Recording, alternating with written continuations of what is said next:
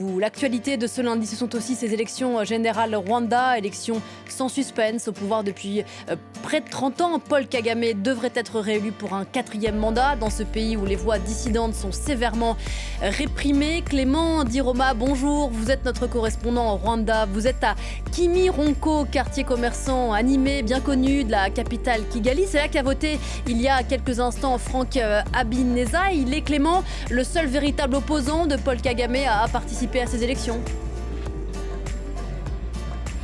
Bonjour Pauline, oui, vous le disiez, c'est une élection sans suspense. En fait, Paul Kagame fait face à 2 candidats, mais un seul est vraiment d'opposition, est à la tête d'un parti d'opposition reconnu. Et il s'agit de Frank Habineza qui a voté au bureau juste derrière moi. En sortant de ce bureau, eh bien, il a déclaré à la presse que les conditions pour la démocratie au Rwanda s'étaient un peu améliorées depuis les élections de 2017 où le président Paul Kagame avait été réélu avec presque 99% des voix, 98% de taux de participation également, des scores très haut, très critiqué aussi par les observateurs internationaux.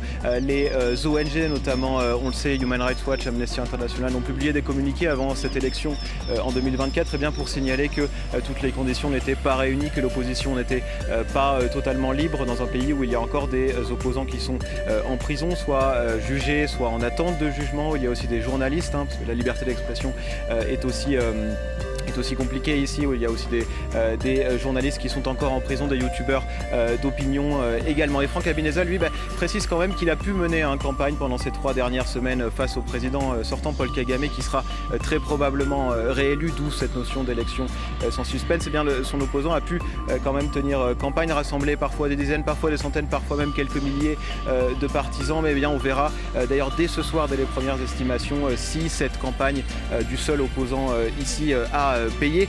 Ce qu'on sait, c'est qu'il y a au moins 3 opposants basés ici au Rwanda qui ont été écartés du scrutin, qui n'ont pas pu se présenter, soit pour des raisons juridiques, judiciaires, soit pour des motifs administratifs. Sachant qu'il y a aussi un autre candidat, malgré le scénario écrit d'avance, est-ce que les 9 millions de Rwandais qui sont appelés aux urnes pour ces élections générales en attendent quelque chose ?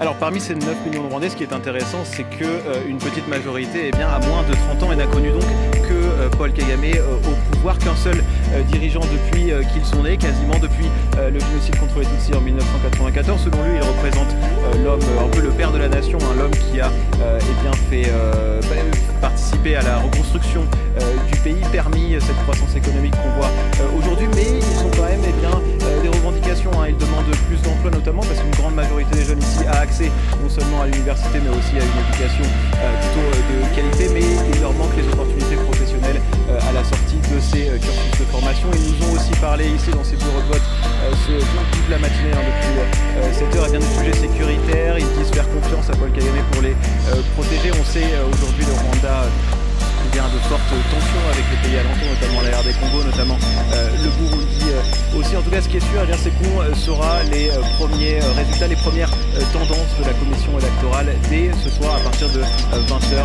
21h environ. Clément Diroma à Kimironko.